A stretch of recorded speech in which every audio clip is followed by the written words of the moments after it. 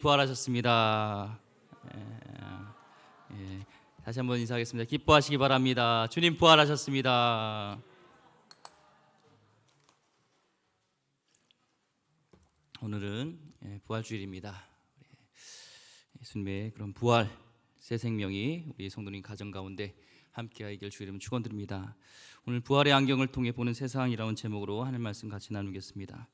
특별히 가실 때 또 우리 부활절 계란을 준비했습니다. 우리 이마영 최종 권사님 가정에서 준비하셨습니다. 성교 주님 감사하고요. 이 세상에 많은 그런 종교가 있죠.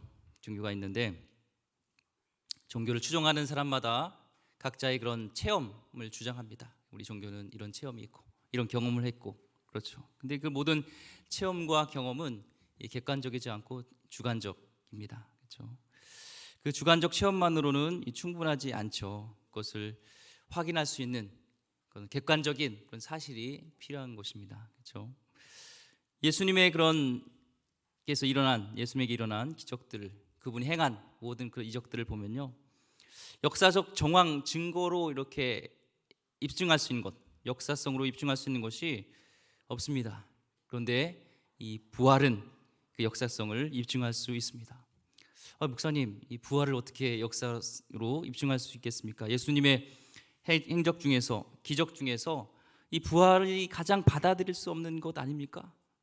근데 실은요, 이 반대입니다. 이 부활은 정말 믿을 수 있는 역사적인 사실입니다. 다른 모든 기적들은요, 현재 확인할 수 있는 그런 증거가 남아있지 않습니다. 하지만 부활은 다르죠.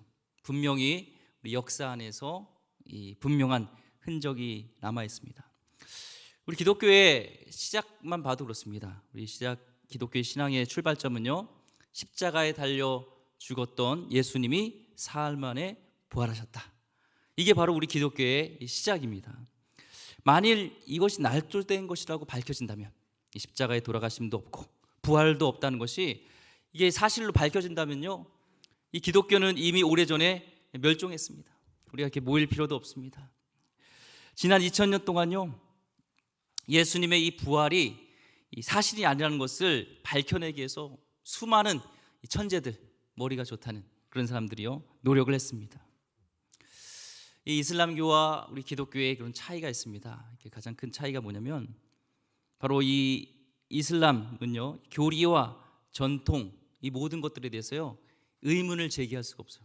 이 비판할 수도 없습니다. 연구할 수도 없습니다. 이슬람 경전의 이 코란은요, 이 아랍어 외에는 다른 걸로 번역이 될 수 없어요. 우린 성경 지금 영어로 읽나요? 라틴어로 읽나요? 독일어로 아니죠. 한국어로 읽잖아요. 근데요, 이 이슬람 경전은요, 절대 이 아랍어 외에는 바꿀 수가 없습니다. 코란이나 이슬람교의 창시자인 마호메트에 대한 비판적인 연구, 이런 걸 했다간요, 이런 발언을 했다간요, 전 세계 무슬림의 공적이 되어서요, 이 살해 위협에 당하고요. 지난 작년에 이 프랑스에서 한 만화가가 이 마호메트에 대해서 우습게 풍자했다고요, 이 성당에서 살해당했어요. 그렇게 연구할 수가 없습니다. 그렇게 이슬람교의 교리와 역사는요, 아직 엄밀한 조사와 연구와 이런 판정이 필요합니다. 아직 그런 것들이 거치지 않았어요. 그냥 무조건 덮어놓고 있습니다. 근데 기독교는 어때요? 그렇지 않습니다. 지난 2000년 동안 중세기를 제외한요, 기독교 경전, 이 성경과 교리 전통에 대해서요, 무제한적인 비판과 연구가 있었습니다. 그렇게 연구됐습니다. 요즘은 그러면 연구 안 할까요? 아닙니다. 요즘도 이 무신론 운동의 열기가 있어서요, 기독교와 예수님에 대한 비판적인 입장을 피력하는 책들이 시중에 많이 있습니다. 우리 경건성식도 있지만 그런 비판하는 책들이 많이 있습니다. 그런 책들이 또 인기도 있습니다. 그럼에도 불구하고 예수님이 부활하셨다는 이 사실, 이게 결정적인 증거를 그들은요, 내놓지 못하고 있어요. 부활에 대해서 반대하는 자들이 유일하게 할 수 있는 말은, 야, 그런 일이 불가능해, 그런 일이 가능해? 라는 그 말뿐이 없습니다. 더 이상 어떤 연구에 대한, 그에 대한 반박하는 논리가 없습니다. 예수님의 죽음 이후에요, 이 초대교회 역사에서요, 가장 설명하기 어려운 게 있습니다. 그게 뭘까요? 바로 제자들의 돌변이에요. 제자들이 변했습니다. 예수님이 체포당할 때요, 이 성전 경비대에 체포되었을 때 그 12제자들은요, 그렇게 나는 절대 주님을 부인하지 않겠습니다, 주님을 끝까지 따르겠습니다 라고 했던 제자들이요, 다 뿔뿔이 흩어졌습니다.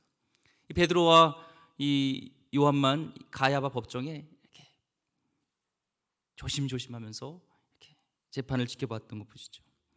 베드로도요, 이 한 여종이요 질문했습니다. 너도 제자다, 그 같은 당이다, 예수님 같은 제자다 얘기할 때요, 그는 막 부인했습니다. 3번이나 부인하고 저주하면서요, 그는 그렇게 무서워했고 두려워했습니다.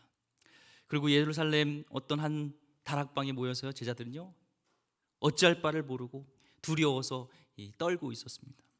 그런데 그들이요, 채 2달도 되기 전에 한 50일 정도 됐을 때요, 완전히 바뀌었어요.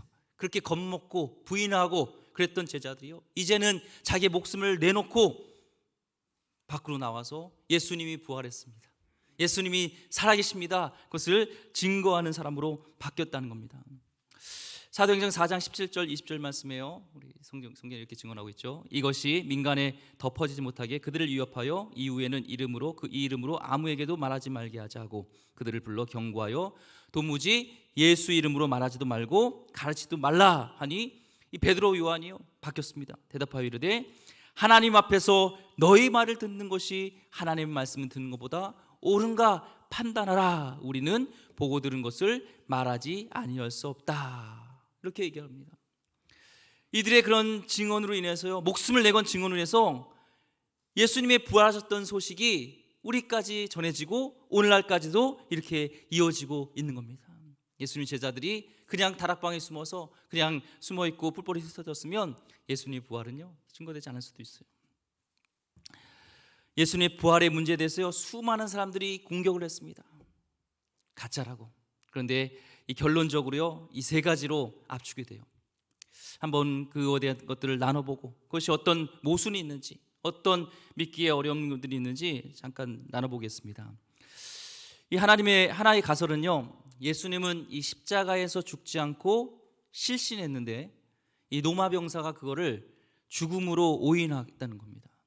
그래서 예수님께서는 실신해 있다가 이 바위 무덤에서 사흘 동안 휴식을 취한 다음에 무덤을 열고 제자들에 나타나서 내가 부활했다 하고 속이고 사라졌다는 겁니다. 이것을 실신가설이라고 합니다. 근데요, 당시에 이 십자가 처형이라는 것은 흔히 있었던 것입니다. 십자가 처형이 있었어요. 이 고문을, 이 십자가형을 받기 전에요, 죽은 후에 그들을 이제 실신한 것들을 이제 죽었는지를 검사하는 검시관이 있었습니다. 그들이 처음 본 게 아닙니다. 계속 하는 속에서 그걸 오인하기가, 죽지 않았는데 죽었다고 오인하기가 참 어렵고요. 또한 예수님은 십자가형을 받기 전에요 고문을 당하셨잖아요.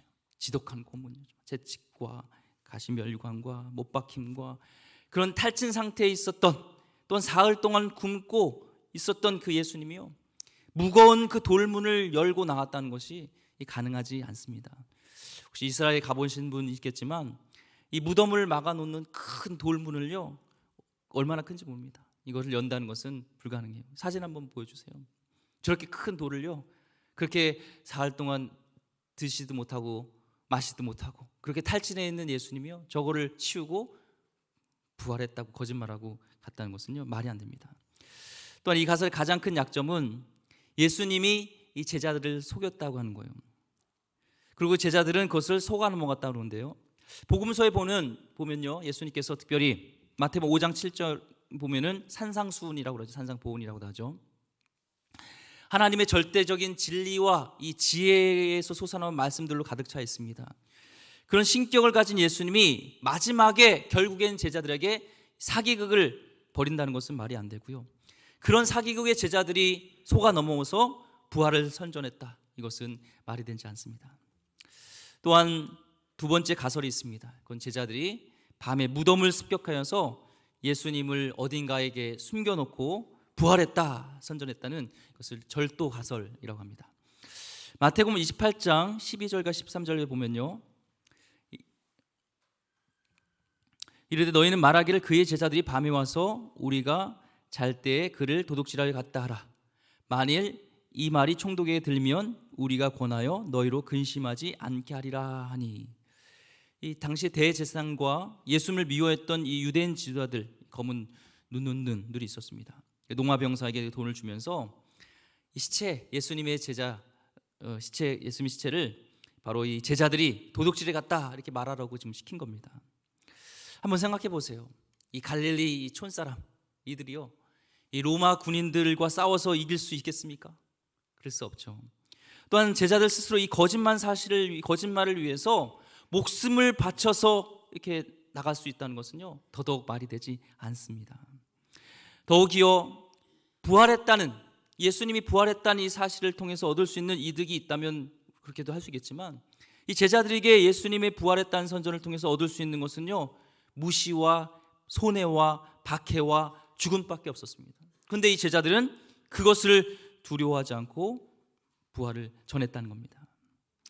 고린도전서 15장 4절과 6절 말씀에 보면요, 이렇게 증거하고 있습니다. 장사 지낸 바 되셨다가 성경대로 사흘 만에 다시 살아나사 게바에게 보이시고 후에 12 제자에게와 그 후에 500여 형제에게 일시에 보이셨나니 그 중에 지금까지 대다수는 살아있고 어떤 사람은 잠들었으며. 이 한두 사람이 이 거짓말을 맞추는 것도 참 어렵습니다. 그렇죠? 어렸을 때 그런 일 있었나요? 저는 어렸을 때 이제 그 문제집을 산다고 하고요, 문제집을 안 사고 이렇게 먹을 걸 사 먹은 적이 있습니다. 못됐죠. 근데요, 나중에 다 들통나요. 다 거짓말들 합니다. 근데 한두 사람 이렇게 입 맞추는 것도요 어려운데요, 500여 명이 한 번에 이 예수님이 이를 보았단, 이거를 부활했다는 것을 얘기한다는 것은요 도무지 설명이 되지 않습니다. 이 두 번째 절도 가설도요 논리적으로 많지 않죠. 마지막 세 번째 이런 설이 있습니다. 환각 가설. 그러니까 부활한 예수님을, 그런 진짜 예수님이 죽은 몸에서 일어난 게 아니라 제자들의 마음에서 일어났다는 거예요. 제자들이 막 그 환각에 있어서 허상으로 부활하신 예수님을 만났다고 거짓말시켰다는 겁니다. 한순간에요 이 환각을 해서요 우리 성도들이 같이 뭔가를 이렇게 본다는 건요 가능할까요? 그것도 부활하신 예수님을? 불가능한 겁니다. 결국 이 세 가지 가설로요 제자들의 돌변을 설명할 방법은 없습니다. 아무리 이 세 가지를 논리적으로 어떻게든 해보려고 해도 갑자기 이 제자들이 돌변해서 예수님을 부인하고 예수님을 무서워하고 예수님 그건 부활했다는 것을 예수님 그것을 얘기하는 것들이지 못했던 이 제자들이요 갑자기 돌변해서 예수님이 분명히 부활했다는 것을 증거했다는 것은요 단 한 가지밖에 없습니다. 결론은 예수님의 부활은 사실이고 역사적인 분명한 사실이라는 겁니다. 마치 지구는요 예전에는 이 평평하다고 생각했어요. 그렇죠? 지구가 평평하고 온 우주가 지구를 중심으로 이렇게 움직인다고 믿었던 사람들이요 이 허블 망원경을 보면서 그들의 생각들이 뒤집어진 것처럼요, 마찬가지로 부활은 마치 우리 인생의 허블 망원경과 같습니다. 부활이라는 이 망원경으로 보면요 눈에 보이지 않는 세계가 보이게 된다는 겁니다. 우리의 목숨만 봐도 그래요. 부활의 망원경으로 우리의 삶을 본다면요 우리의 목숨이 전부가 아니라는 사실입니다. 육신이 전부가 아니고 물질이 전부가 아니라는 것을 분명해집니다. 죽음이 끝이 아니라 영원한 것이고 영원한 세상이 있다는 것을요 부활의 눈으로 보면은 우리는 깨닫게 됩니다. 창조주 하나님이 존재하신다는 사실도 믿어집니다. 우리 자신의 삶이 주인이 아니라 하나님이 살아계시고 하나님이 다스리시고 하나님이 주인이라는 것이 깨달아집니다. 우리 인생의 역사가, 세계 역사는 그냥 인간들끼리 우연한 사고와 죄악을 통해서 엮어가는 이것이 역사인 줄 알았는데 그 안에 보이지 않는 하나님의 손이 움직이고 있다는 사실이요 부활의 망원경으로, 부활의 우리의 안경으로 보면 보인다는 겁니다. 이 부활이라는 망원경으로 우리 각자를 보면요 우리 각자의 삶에는 분명한 하나님의 뜻이 있습니다. 우연이 없습니다. 인생의 성공은요 자신의 욕망을 이루는 것이 아니라 하나님의 뜻을 이루는 것이구나라는 것이 깨달아집니다. 우리 인간의 희망은 인간이 만든 제도와 윤리와 이 철학이 절대 아닙니다. 바로 하나님의 말씀에 있다는 것을요 부활의 눈으로 보면 우리는 알 수가 있습니다. 부활이 믿어지면 이렇게 세상이 다르게 보입니다. 예수님은 우리에게 많은 말씀을 얘기하죠. 성경에 보면요, 근데 세상의 가치관과 다른 것들이 많아요. 부활이 믿어지면 그런데요, 하나님의 말씀이 믿어지고 이 말씀을 실천하게 되어집니다. 왜요? 부활하셨다는 분명한 그런 우리가 상식을 뛰어넘는 일이 있기 때문에 그렇습니다. 대표적인 말씀 하나를 예를 들겠습니다. 예수님께서요, 예루살렘에 입성하실 때 이 제자들과 이제 예루살렘에 오십니다. 거의 다다랐을 때 예수님의 제자들 중에 이 형제인 야고보와 요한이요, 예수님께 따라와서 청탁을 합니다. 이제 예루살렘에 입성하는 것이 이 제자들은 로마군을 몰아내고 이스라엘 왕국을 재건할 거라고 생각했어요. 그때 우리 예수님이 임금이 되고 왕이 되면 우리는 한 자리 해야지, 이런 생각을 했고요. 그 야고보와 요한이, 야 목사님, 아니 죄송합니다, 예수님 높은 자리를 자기게 달라는 거예요. 예수님이 이제 왕이 될 때 높은 자리를 달라고 합니다. 나머지 제자들도요, 이 사실을 알고 분개했어요. 왜 그럴까요? 사실은요, 이 제자들도 그런 세상적인 가치관을 가지고 욕망 속에 있었습니다. 한 자리 하고 싶은, 권세를 잡고 싶은 이게 있었습니다. 근데 이 사실을 아시고 예수님께서는요, 제자를 불러놓고 이런 말씀하십니다. 마가복음 10장 42절 말씀에 같이 읽어볼까요? 시작. 예수께서 불러다가 이르시되 이방인의 집권자들이 그들을 임으로 주관하고 그 고관들이 그들에게 권세를 부린 줄을 너희가 알거니와. 예수님은 이방인을 얘기합니다. 이방인이란 것은 예수님은 믿음 없는 사람을 가르칠 때 이방인이라고 얘기했고, 하나님을 인정하지 않는 사람들을 이방인이라고 얘기를 했습니다. 그러니까 하나님을 인정하지 않으면 이 세상과 물질과 육신이 전부로 보인다는 거예요. 가장 많이 소유하고 누리는 사람이 이기는 것이라고 믿는다는 것입니다. 어떤 사람은 대놓고 그렇게 하고 어떤 사람은 은밀하게 그렇게 할 뿐이지, 모두가 목적이 바로 같은 방식으로 어떻게 하면은 세상의 물질과 육신과 권력과 권세를 누릴까, 이것이 세상의 가치관이라는 겁니다. 하나님을 알지 못하는 자, 부활을 믿지 않는 자, 하나님이 살아계심도 믿지 않는 자들의 가치관은 이렇게 간다는 겁니다. 이렇게 세속적인 삶의 방법의 특징을 짚어주신 다음에 예수님께서는 말씀하십니다. 43절과 44절 이어서 보겠습니다. 너희 중에는 그렇지 않을지니 너희 중에 누구든지 크고자 하는 자는 너희를 섬기는 자가 되고 너희 중에 누구든지 읍드님이 되고자 하는 자는 모든 사람의 종이 되어야 하리라. 지금 예수님은 처세술을 가르쳐주는 게 아니에요. 지금요, 복음을 믿고 부활을 믿고 하나님 나라를 아는 사람이라면 다른 사람 앞에서 자신을 낮추고 섬길 수 있는 이것을 선택할 수 있다는 것입니다. 다들 세상의 가치관은 높아지고 커지고 강해지기 위해서 몸부리치는 이 세상에서 이 부활을 믿는 사람은, 하나님 나라를 믿는 사람은, 하나님을 믿는 사람은 세상에서 거꾸로 살아간다는 거예요. 그러면서 예수님요, 마지막으로 한마디를 더 덧붙입니다. 45절 말씀이요, 중요하니까 같이 읽어볼까요? 시작. 인자가 온 것은 섬김을 받으려 함이 아니라 도리어 섬기려 하고 자기 목숨을 많은 사람의 대속물로 주려 함이라. 아멘. 인자라고 했습니다. 예수님을 인자라고 했어요. 인자는요, 이 다니엘서 7장 13절에 나오는 미래의 영원한 왕을 가리키는데요, 예수님은 스스로 인자라고 얘기하셨다는 것은 예수님 스스로 당신이 이제는 미래의 왕이 될 것이다, 영원한 왕, 영원한 다스릴 왕이라는 것을 아셨는데, 그 영원한 왕이 다스리고 군림하고 섬김을 받기를 사양하고 오히려 자기를 낮추고 섬기러 왔다는 거예요. 그리고 그 섬김의 끝은 대속물로 십자가에서 달려 죽기까지 이 섬겼다는 겁니다. 예수님은 말씀만 하고 그게 끝이 아니라 실제로 그렇게 하셨죠. 하나님을 우리 예수님은 믿으셨습니다. 우리 예수님은 하나님 나라를 보셨으며 하나님의 약속과 부활과 영생을 믿으셨기 때문에 이게 가능한 거죠. 눈에 보이는 것보다 보이지 않는 것이 더 참되고 영원하다는 것을 믿으셨기 때문에 그렇습니다. 예수님한테는 이 믿었단 말이 좀 다른 것 같아요. 좀 표현을 좀 하면 예수님은 그것을 아셨습니다. 부활을 하셨고 하나님 나라를 아셨고 하나님을 아셨습니다.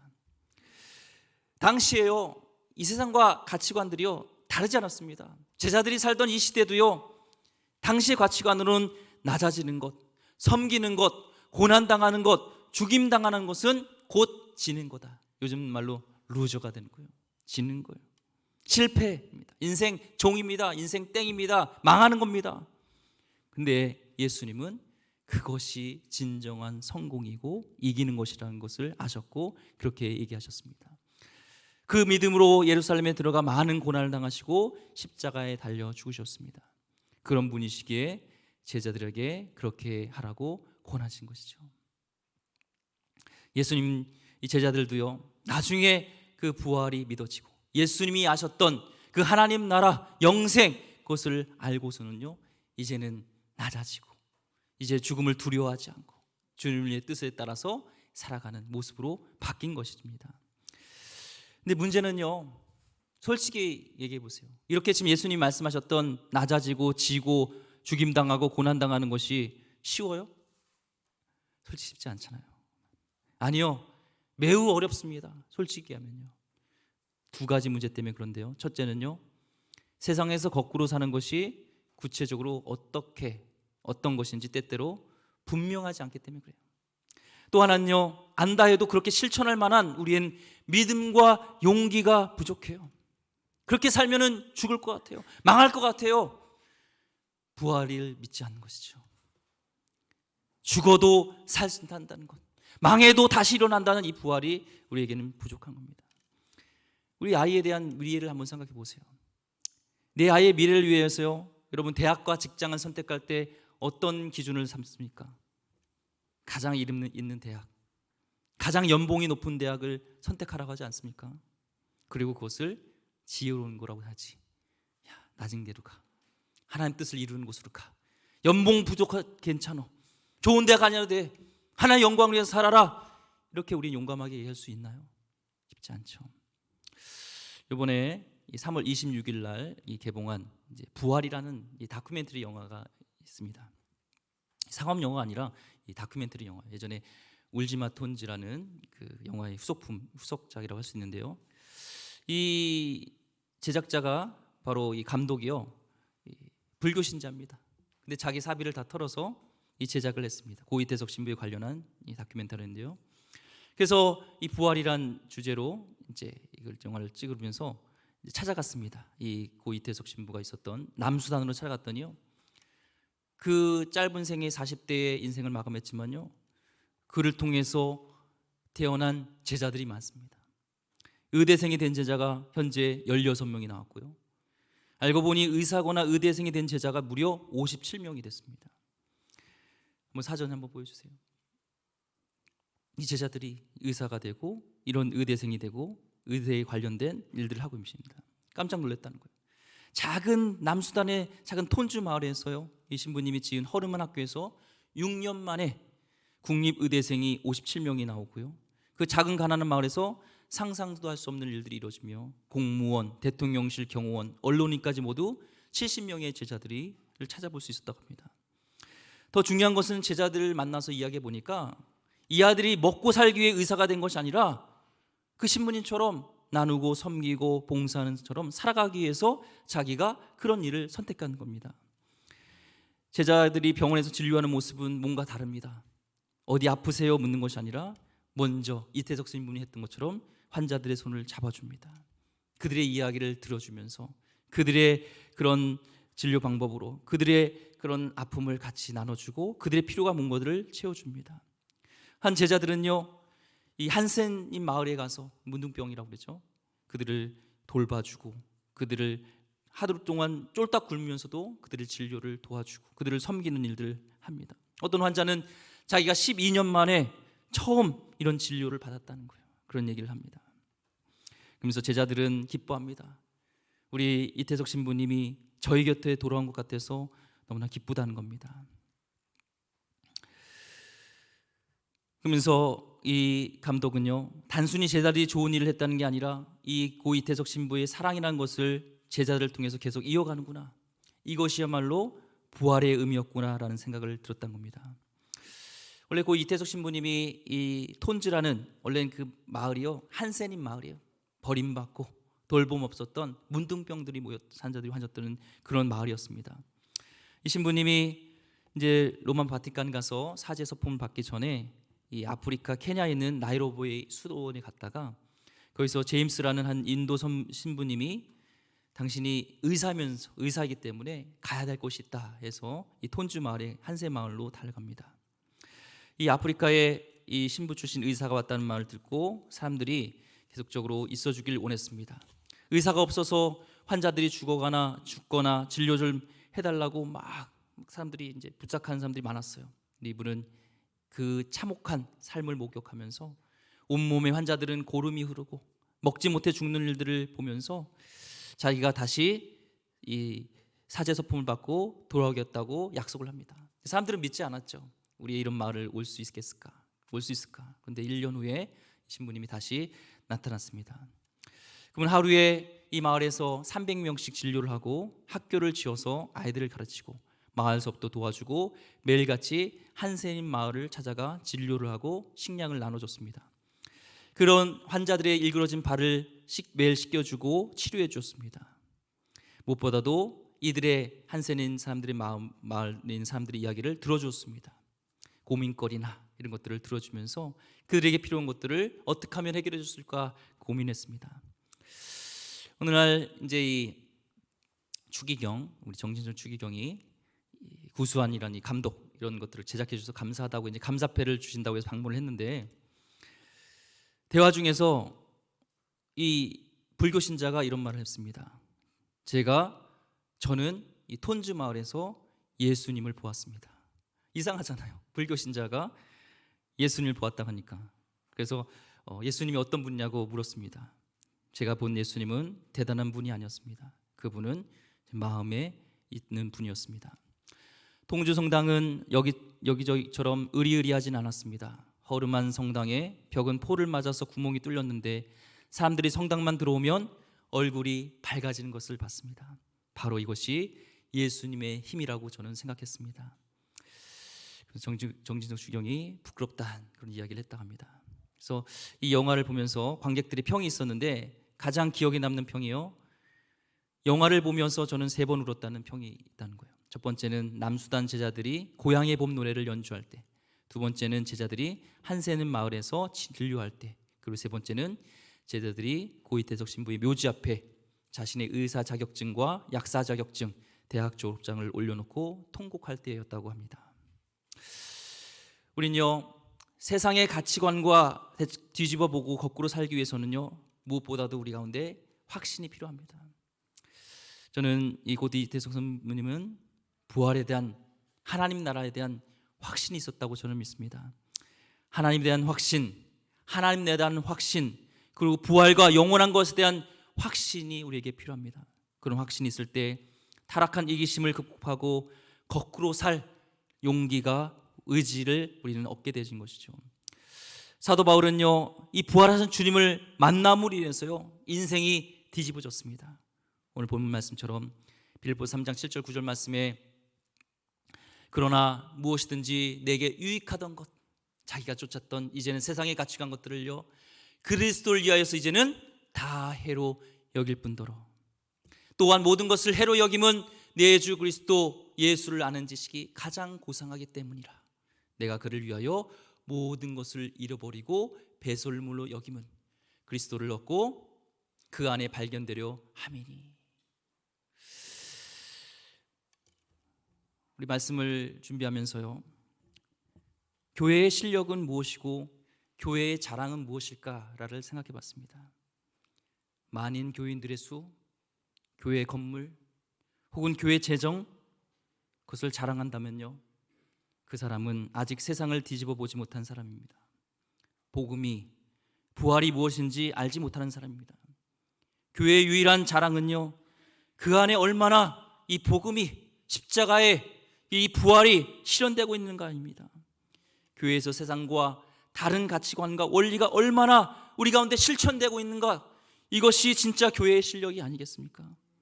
우리가 그렇게 실천할 때 우리는 믿지 않는 사람 중에서도 그렇게 결정하고 선택하고 실행할 그런 사람들이 나올 줄 믿습니다.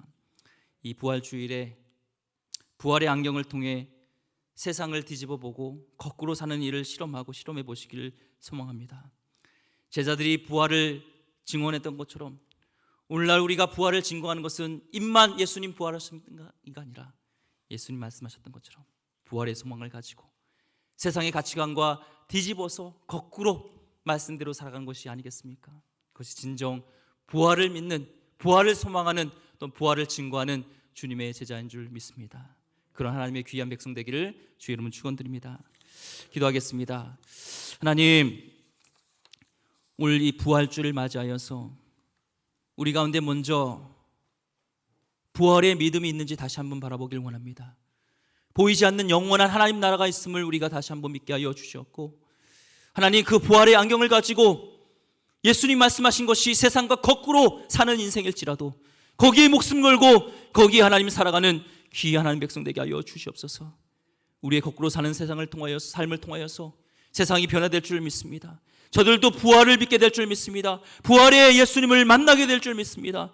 그럼 우리 교인들 교회 되게 하여 주시옵소서. 귀하신 예수 그리스도 이름으로 기도드립니다. 아멘.